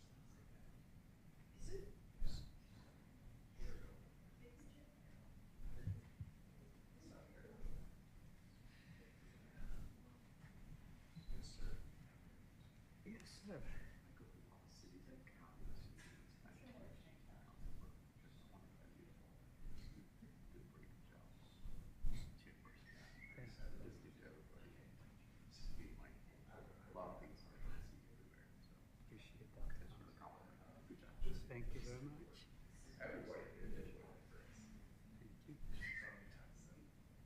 Right. Thank you, thank you. It's humbling.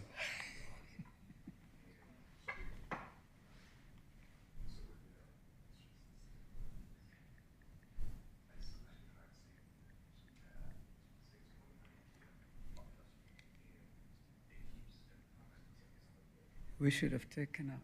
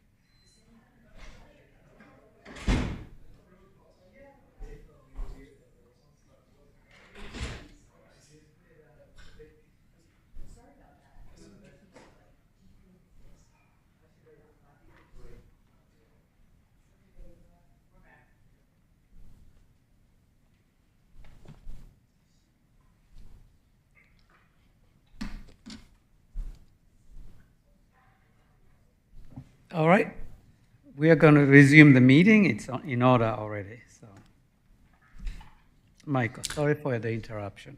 I hope you. Thank you, Chairman and Commissioners. I'll get back to the presentation.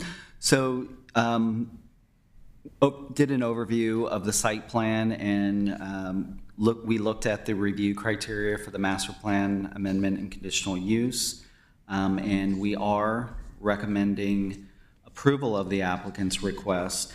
Before I go there real quick, I will state that the applicant did provide a citizen participation report. They indicated they received no comments, and they received no comments at the January 8th Community Zoning Information Meeting.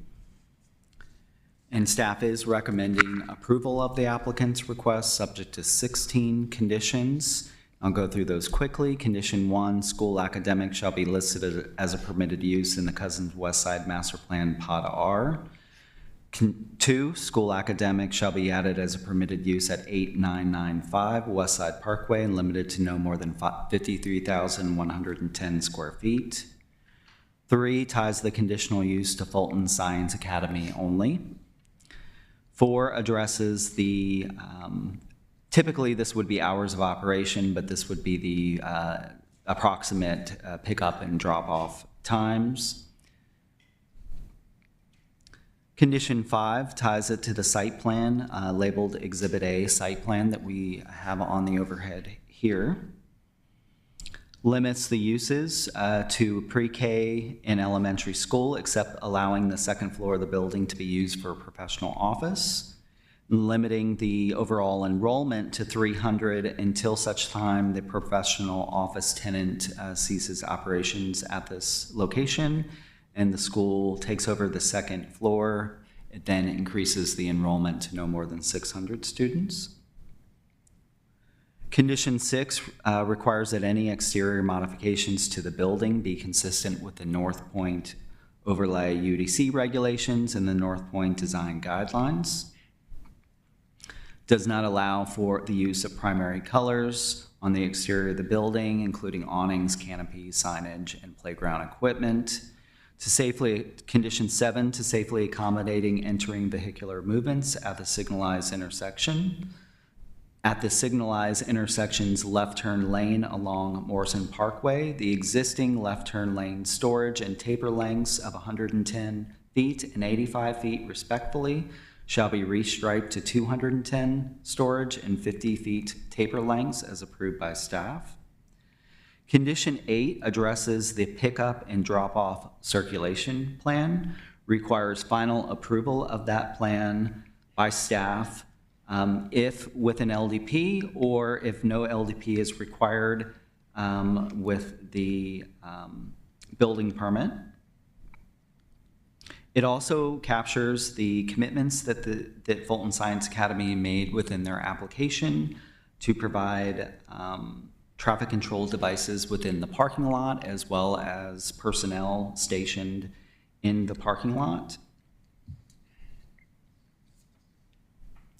Condition number 9, any temporary traffic control devices such as safety cones or other like devices shall be placed or removed at the beginning and end of each pickup and drop-off timeframe. Permanent traffic control devices shall be inconspicuous as viewed from the public right-of-way as approved by DRB. Just didn't want the safety cones left out in the parking lot at all times. Condition 10, wayfinding signage shall be provided throughout the site to direct entering and exiting vehicles through the proposed pickup drop-off circulation lanes as approved by staff. Condition 11, to properly accommodate exiting vehicular movements at the signalized intersection. Pickup and drop-off location shall be adjusted to provide a minimum 200 feet of exiting stacking distance as approved by staff. And the applicant has demonstrated to us that they're able to achieve that. Condition 12 ties the eco-district measures to the description provided by the applicant.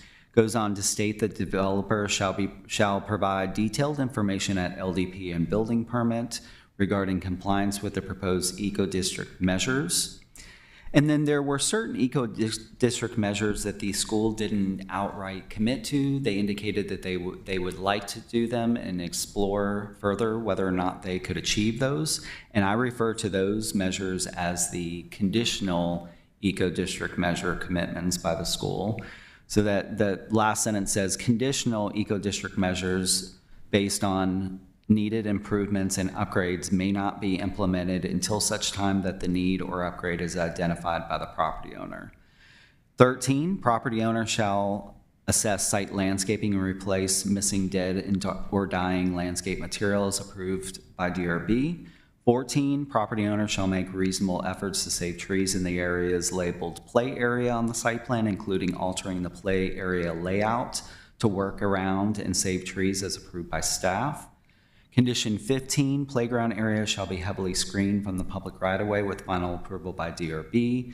And then condition 16, all previous master plan regulations and conditions of zoning shall remain in effect. And that concludes the presentation. If you have questions, I'm happy to answer those. Thank you again for a wonderful presentation.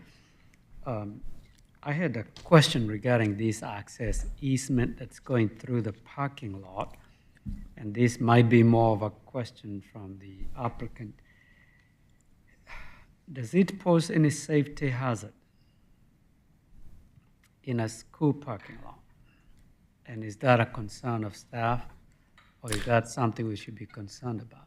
We believe that the way that the circulation, pick up and drop off circulation has been proposed here by leaving, I mean, you do have a crossing at this location here, but they have not included that within the easement.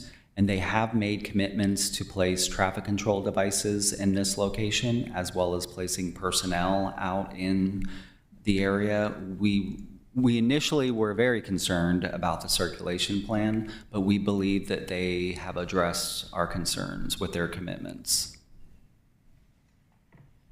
Okay. I have a question mark. I'll clarify with the applicant. Okay. I have some more questions for the applicant. Any other questions for Michael? I have one. Michael, this may or may not fall into the purview of us from a zoning perspective, but I'll ask the question. I started thinking seriously about issues having to do with school safety, particularly protecting the students. And with an existing business still occupying the second floor, what provisions would have to be put in place to secure the first floor where there will be students? I think that would probably be best answered by the applicant. I don't know that there's any zoning, there's no zoning requirements that we would enforce in that. I don't think it was a zoning issue, however, I would That was recommend one that of my public safety be questions involved. to Yes. the applicant. Yeah. Right. And I have. Yeah, it'd be a great question though for the applicant. I have a quick question. I have two questions. One's a question and one's a thought-provoking thing. One is, where do the people that are located on the second floor, where are they going to park? So they would use the existing parking lot to park. Okay. Yeah, All right. I and- just wanted to. Yeah. The school drop-off in the morning, I believe the applicant indicated that begins around the 7 o'clock 7 hour, o'clock. I believe, which is in advance of the typical office Office worker that worker. would be coming in like around between the 8 and 9 Right. timeframe. Then the other point I wanted to bring up, I've looked at a few school plans in the past, as you might imagine. And it's good stacking capability, but when you're done stacking, if it's full, it's coming out into a major intersection for Alpharetta traffic. And moving the drop-off back so we get the 200 feet to exit, that's great, except as you look at that drop-off canopy, the fastest way for that line to move is to utilize the whole canopy. I don't have an answer for this, but when you shorten that distance, then you're only going to be able to exit, 1 or 2 cars at a time, which is going to slow the drop-off, which may back them up out of the queue.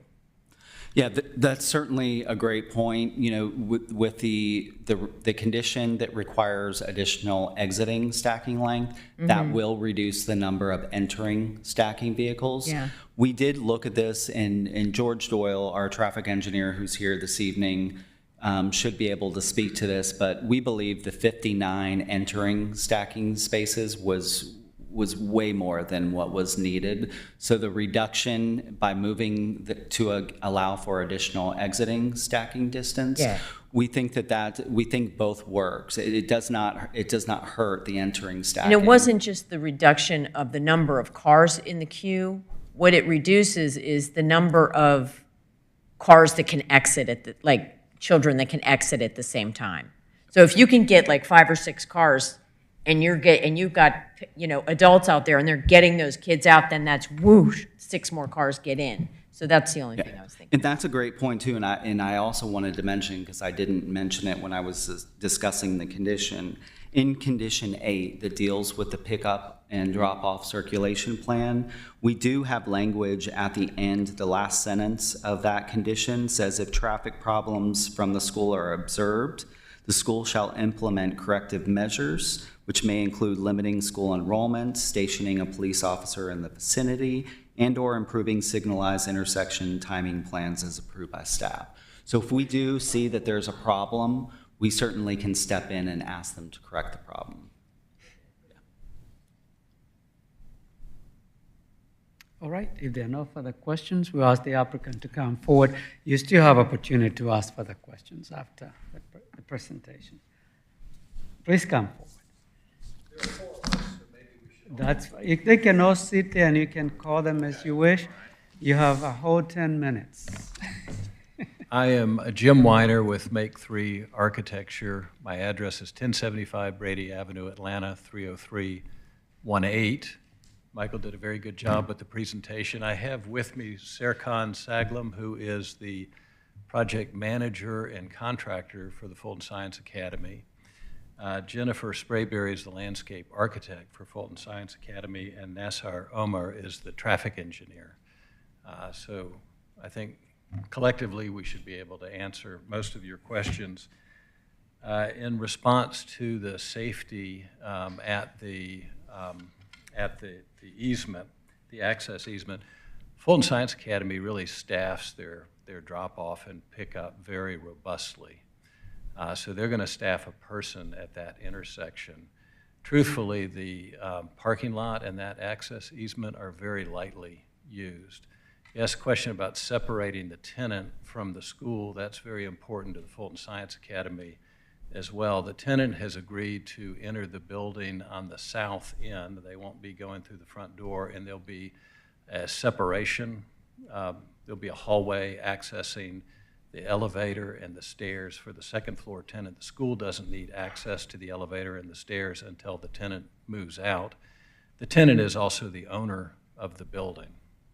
And if FSA closes on the building, which is contingent on getting approval to use it as a school, the tenant will then have a five-year lease. You asked about the canopy. Serkan pointed out that the school uses technology, so before a car arrives, they know which student belongs to that car. And if you were to go to their school and observe pickup and drop off, it's incredibly efficient. It happens quickly. Yesterday, we had a meeting, the school had a meeting. I was present with your Public Works Director, Pete, and your city administrator to talk about the Alpha Loop. And they were there during pickup and drop off, and Pete commented that he gets no complaints about the Fulton Science Academy, which is a good sign because he said he gets frequent complaints from schools. There are a couple of conditions that are concerning to the school, and I think you might have the edits that we proposed to those conditions. On condition 2, it's not a critical edit. I always like to say approximate for square footages, although I think the 53,110 gross square feet is highly accurate.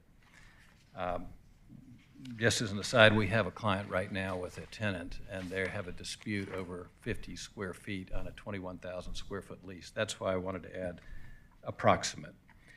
On condition 4, the school would like the times to change from 2:35 to 3 o'clock, and then add a sentence at the end of that condition: FSA shall have flexibility in modifying the daily schedule based on the needs of the FSA community. And then condition 8, the last sentence, they're concerned about having approval, which the traffic study supports, for 300 students in phase 1 and 300 students in phase 2, and then some unknown, reduction in enrollment based on some potential future scenario of complaints about pickup and drop-off. Clearly, right now, the traffic study seems to support that the infrastructure can handle 600 students. So the school would like to change that condition by striking limiting school enrollment and adding phased arrival and dismissal schedule times. And that would allow them, if they needed to kind of stagger the pickup and drop-off. It's all rigorously scheduled. And then we can just strike the comments that I made to conditions 11 and 12. We did provide a drawing based on our understanding of condition 11, and that seemed to, the drawing seemed to align with condition 11. Condition, or item 12, I would just wanted to add the word conditional in front of the eco-district measures, but Michael explained the verbiage, so we don't need to make any change there. But I respectfully request the changes that I mentioned on conditions 2, 4, and 8. With that, if you have any questions for me or our traffic engineer or landscape architect or project manager, Thank I'll you. open it up. What's the current enrollment of Fulton Science Academy? Total enrollment? It's around 900 students, Okay. and it's pre-K through 12 now, so they want to move the pre-K students To the new first, facility. second, and maybe if there's room, 3rd grade to the new facility when they build out phase 2 at some point in the future. And how many students are in pre-K? I don't know what the pre-K enrollment is right now, but in phase 1, they're planning to put pre-K, kindergarten, and 1st grade, and we're looking at about an enrollment of about 300. And then it will be scaled to 600 when the When they second floor occupy space the 2nd floor. is obtained. So the question I had was this access easement within the parking lot. You don't have any concerns about student safety during the school or when they are being picked up, potentially somebody driving through? No problem with that. The students wouldn't be crossing that easement. They would be in a car, and they would have personnel stationed in that location where the line of cars crosses the access easement. So I think that they'll have adequate safety measures in place. The students won't be entering the parking lot on foot. There'll be a direct connection from the building to the playground. And it's just a general. I think there was a question regarding school safety. When you have kids, if Fulton County Academy is comfortable with it. It was just a concern that you have an easement, people can drive in, because you can't stop them even during the day. And if there happens to be a child running around, which I assume they are controlled, they're not going to just get out of the classroom, but just in general. Any other questions? I recall a mention during staff's presentation that the design shows a potential play deck on the back that was going to overhang the detention area. And the comment from staff was that that is not allowed over a detention pond. Are we okay with not doing that play deck? Yes. We are personally very proud of Fulton Science Academy, by the way. Where is it ranked now in Georgia? It's ranked #1 in the state of Georgia. I just if want you've- people to hear that because Yeah. I know the ranking and it's our best school in Well, Georgia. It's got a very impressive administration, faculty, and student body, and if you've ever walked through that school, you'll be impressed by the number of awards. I have a very good friend who is a real rocket engineer at NASA. He wrote this book about the design of liquid rocket engines. He came and presented to the Fulton Science Academy. He spent the better part of a day there, and he said that they had students doing graduate level work. Yes. And he wouldn't say that if he didn't mean it. So there's a very smart student body and a very impressive school. It's something to be proud of, and for it to be located in Alpharetta, that is something to be proud of. So I'm personally not concerned about what the school is doing because you're doing a great job. So we applaud the administration and whoever is involved in it for that very reason. I'm not hearing any other questions, and do you have any questions? All right, I will turn this over to the audience for public comment, if there are any, and then you can say whatever you'd like to add to it after I close the public comment. Thank you. All right, anyone want to speak in favor of this application?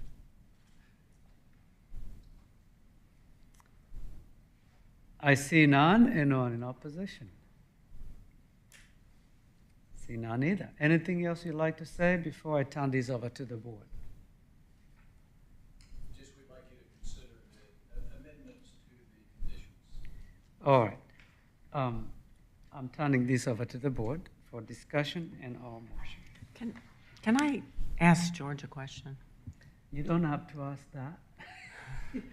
George, You can- I'm assuming you were involved in this traffic study, correct? Yes, that is correct. All right, and so, that's a lot of cars stacking, and they're not all going to get in the parking lot. So is there a right turn into that? I mean, there's going to be cars on West Side Parkway backed up. So based off of the traffic study that was submitted to us for review, Right. there is no issues with the vehicular entering movements. There is a vehicular queue for those that are anticipated to exit into the public right-of-way. And their traffic engineer is also here to either confirm or deny that statement. But based off of the analysis that they had performed and submitted for our review, there is no apparent issue with the entering vehicular movements. Okay, I don't understand that, and help me, because I'm not a traffic, but Sure. if you can't exit, you can't enter. So there's cars sitting if they're not exiting, right? So if there's an exit issue, you can't enter the stacking. No, there is no exiting issue. There is, with the softwares that the traffic engineers analyze this data with, there is an apparent vehicular queuing only for the exiting movements that is shown in the analysis, which is where that 200-foot comes from. It may be They beneficial. won't use the whole canopy for dropping off. If you can just hold on 1 second, I'll come over to the overhead so Okay. that we can talk through the That'd be site plan. great.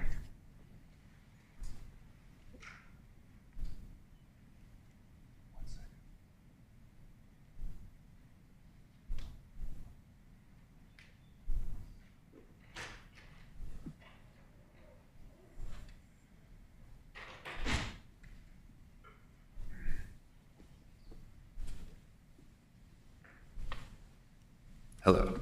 Oh, okay.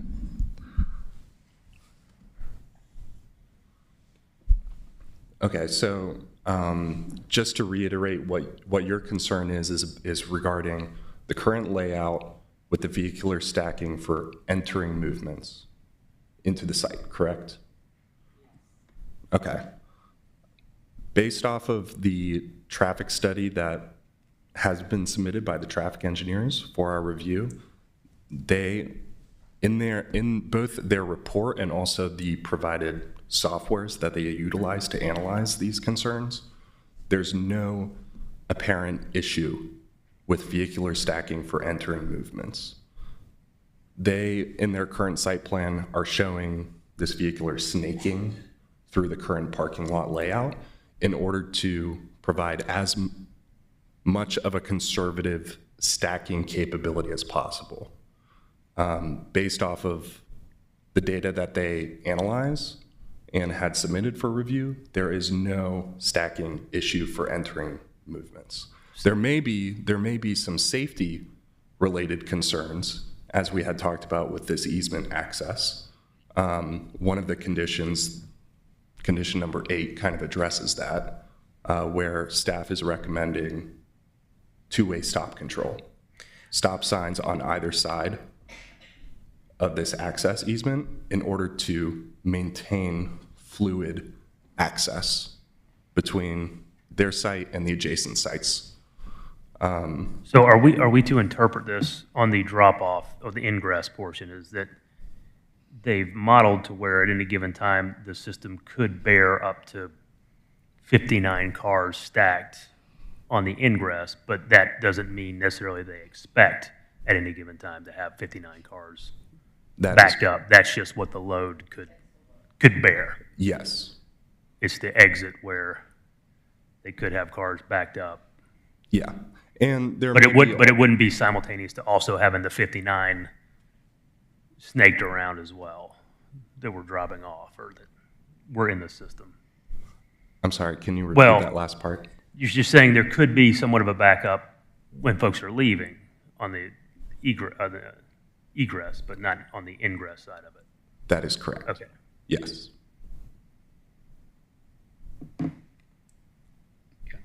And we also do have their traffic engineer here too, in case you would like to ask him what his opinion is of the matter as well.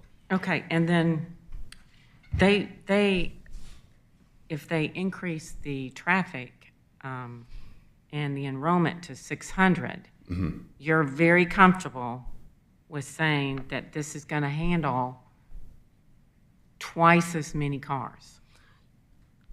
Based off of the analysis that they had provided, yes, that is what is indicated. So they had provided an incremental analysis both at the 300 student enrollment capacity and then double that, a max capacity of 600 students. And even with the analysis of the 600 student enrollment, there is no entering vehicular stacking issues apparent from what had been submitted. However, once you hit the 600 student enrollment capacity, that is where the exiting stacking issue comes to concern. And also with one of the other conditions, I forget the number, this West Side Parkway left turn lane with an existing storage of 185 feet, that needs to be increased to GDOT standards, which is 210 feet, because the entering movements, the vehicular queuing of entering movements from this signalized left turn lane are exceeding the existing storage capacity. So that's where that condition of approval comes from. However, there is no on-site queuing and stacking issues that are apparent with the analysis. We It is have only exiting. The traffic engineer, I think, has a comment to add to that. If you can approach this microphone and explain it from the model perspective. Thank you for the opportunity. My name is Abdul Amer. I'm the president of A&R Engineering, Traffic Engineering. We conducted this traffic impact study. And to add to what the city traffic engineer just mentioned, I think the questions are very valid and good questions that have been asked today relating to the traffic, queuing on the exiting side, any possible problems of traffic backing onto the main road. Those are exactly what we're concerned about and we look at. I think one thing perhaps that has been somewhat misleading graphically is them depicting that they have the ability to stack maximum 57, 59 cars showing all the way back to the highway. The intent of that was to demonstrate that they could stack these many cars before you would ever back onto the main road. That was, the intent was not to show that we will indeed have that much queuing. Our analysis is showing we will never have that much queuing. The graphic was just to show that is the maximum capacity. What we are anticipating is that the queuing inside the parking lot will not go all the way back to the intersection. That was just showing maximum again. Now, there are a lot of things that this queue really depends on, and it's a function of, I think the commissioner hit it on the head, the operation of how children are unloaded from the class, how they get out, is very critical to how queue backs up, how far back it goes. How many cars at a time children can get off of is one thing. Are they assisted? And how do the cars leave after that? If the car's leaving back from the signal onto the drop-off area, then that slows down drop-off too. So there are many factors that go in. I think your staff has done a very good job of giving you the flexibility to observe when this thing actually goes in operation. There are variables on management level, how they're operating. They can stagger, they can use more spaces to unload.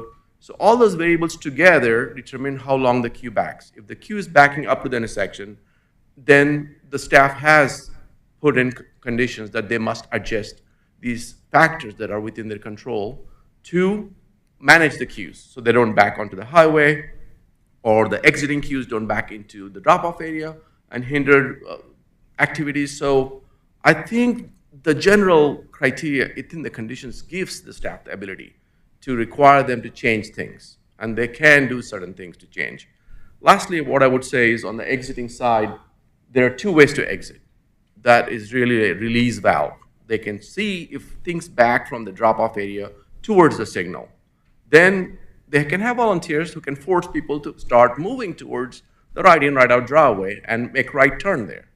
And most people, I think, will go anyways towards interchange on 400 and want to go that way. So on the exiting side, I feel good because that second driveway is really there as a release valve, if you will. So I think I'm comfortable on the exiting side, although the distance to the signal is not that much. And again, the staff has done a good job of requiring lengthening of the left turn lane. We already have a right turn lane on the main road, so God forbid, if the queues do back onto the main road, you have these turn lanes dedicated to hold there in entering cars. So through lanes on the main road will not be impacted. So those are my thoughts here. I think this will work. There are some variables that need to be controlled by the school and monitored, and the conditions recommended here do allow the staff the ability to make him control those. I think you're clear. One of the things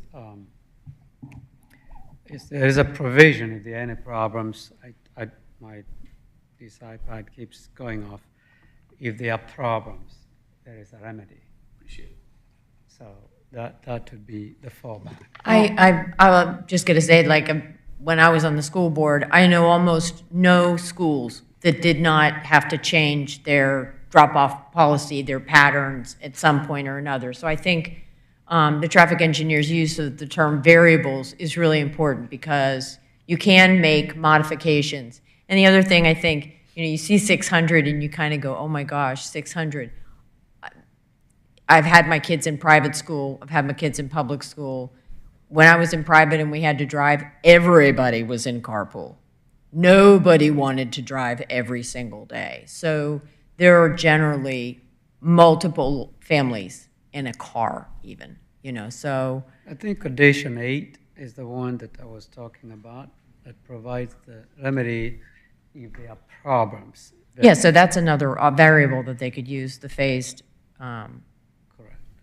I would agree with the applicant that it's probably, that the 600, that I would look at the other things, ways to solve it. I think there's a lot of variables to solve the problem before we look at the city going in and capping enrollment of an existing school. So I would support the change in that verbiage on condition 8. Okay. I have a question for George. Has to do with safety of Westside Parkway. I think we had discussed that briefly before. Westside Parkway, as we've all heard the horrible news stories, nasty wrecks and high speeds on Westside, already has some pre-existing safety concerns. Just a little concern because I don't know, I haven't come out of that parking lot. I don't know how good line of sight is. If you're trying to, for example, turn right out of there on red, can you clearly see the traffic coming from the, what is that, south or west? Such that if you pull out, you're not going to have somebody doing 60 plowing into you. And what, if any, kind of concerns or measures could actually be put in place to help that? Yeah, that's a great question. So Westside Parkway, Morrison Parkway has a posted 40-mile-an-hour speed limit. Right. So with a school being in place, there are national and state level standards for implementing school area. School zones that are enforced by law, okay. Whether state or local law. And you have flashing lights. Correct. And all of the signages to indicate to vehicles on the public right-of-way that right. You are approaching a school zone should be posted. Right. So that being said, that would mean the posted 40-mile-an-hour speed limit would be reduced during school operations to X mile per hour, whatever right. That may be. I believe the current, correct, the current Fulton Science Academy posted speeds are, I think, 25 miles an hour. It's 25 miles an hour, mm-hmm. School zone. So following that question, while we still are allowed to have the radar, or the license plate reader speed enforcement in school zones, I understand that may be facing a test before too long, but while we still have it, would this qualify for that program? That is a great question. I do not have the answer for. We would need to talk to either Public Works, Public Safety, or City Administration about that. Okay, I'm glad I asked it, so it's on the record, and if you can have that conversation, it might be very helpful. Yes. Thank you. And to, I guess, address also a follow-up question that you had or concern you had regarding the line of sight for that right in, right out. There are existing geometric constraints, first being the spacing of that driveway in relation to the signalized intersection. From an exiting or an egress standpoint of things, with a right in, right out, you would just be looking left, and you would have what they call a sight triangle for your sight distance left. I believe right now it's about a 310-foot distance, which is less than the current posted speed. However, if you have an enforced speed reduction in that area during school operations to either 20 or 25 miles an hour, the line of sight needed meets the 310-foot line of sight that currently exists would be met at a reduced 25 or 20 mile per hour. Okay, so speed. that pretty much confirms. The answer to your question is yes. School zone means an area within 1,000 feet of the boundary of any public or private elementary or secondary school. Okay. So if in fact we're able to follow up and get signage and hopefully even license plate reader enforcement of the speed limits, that would greatly help that concern. That would be great. And that Thank is you. that is in Georgia. Any other questions? No, thank you for answering so many questions. But, you know, it's important because it does affect not just the school. It's, you know, it's safety for everybody. And we have people that live around the area. We have businesses. We have a Honda plant. I think there's a FedEx building business around there. There's a lot of stuff going around there. So we want to make sure everybody's safe and, yeah, and we appreciate all you do, so thank you. Yeah, I'm sure the school will do whatever it takes, and there is a provision on 8, because the last thing we'd ever want is injuries to the kids or parents because of something that was overlooked. That's why you're hearing these questions. Any further discussion? I'm a little bit confused on our conditions. Like, All right, let's what go we're through gonna, do we? go through the conditions, and you can Yeah. ask questions as we go. The first one is condition number 2. It's in very small print. They just want to add approximately, and that is, usually you have a number. There is implied precision, but approximately is perfect for any number, especially a measured number. It doesn't change what it is. I'm fine with that. Is that good? Is it, yeah? Okay, go. Number 3, no changes. Number 4, approximately 3 p.m. Was staff okay with that? Okay. Okay. And then there is an addition at the end.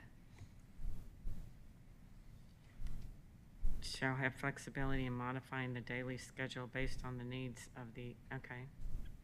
Yeah, we're fine with all the changes to condition 2, 4, and then the last one was condition 8. We are okay with that. We have examples of similar language to the change that they're asking for on condition 8. Yeah, that's reasonable. At the Islamic Center. Okay, that's what we needed. And that leaves condition 12, where the word conditional had been inserted. The applicant said ignore it, and we're all good with The that too. applicant Okay, indicated that. thank you.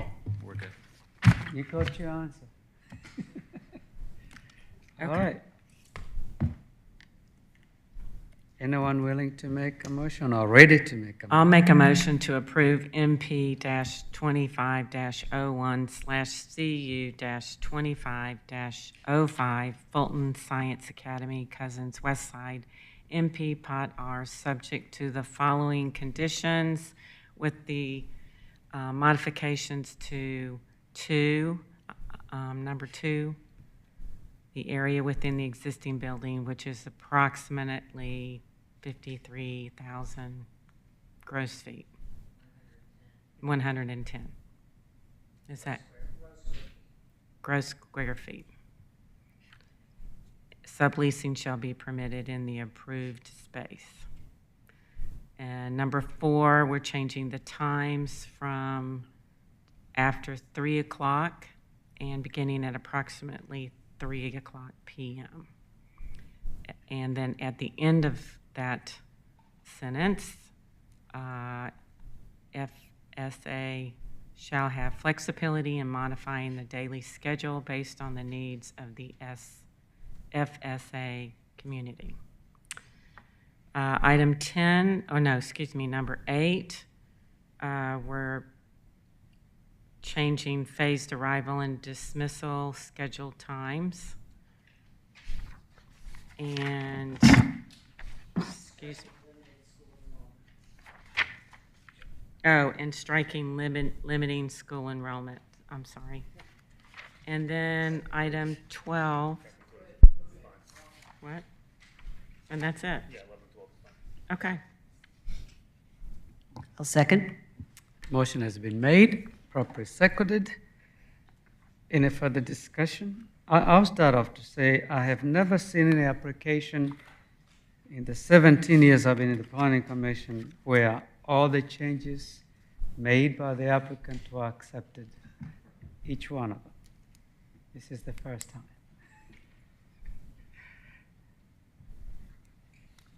All right, no further discussion. All in favor, please raise your right hand.